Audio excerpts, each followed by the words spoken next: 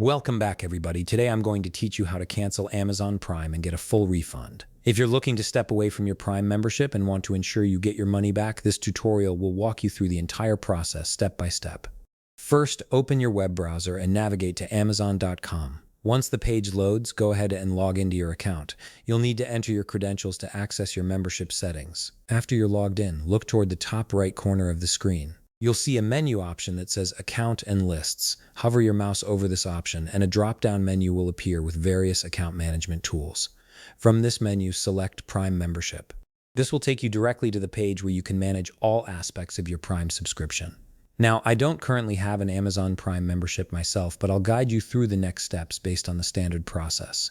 Once you're on the Prime membership page, look to the upper right section of the screen. You should see a button or link that says Update, Cancel, and More under the Manage Membership section. Click on this option to access the cancellation tools. Next, you'll see an option that says End Membership. Click on it. This is where Amazon will begin walking you through the cancellation process. Amazon might show you some offers or benefits to try and convince you to stay, but if you're sure about canceling, just continue forward.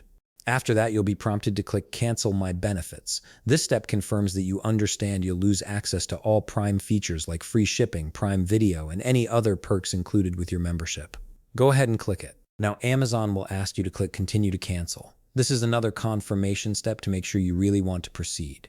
Click it to move forward with the cancellation. Finally, you'll see a button that says Cancel Membership. Click this button to finalize and complete the cancellation process. Once you do, your Prime membership will be officially canceled. Here's the important part about the refund.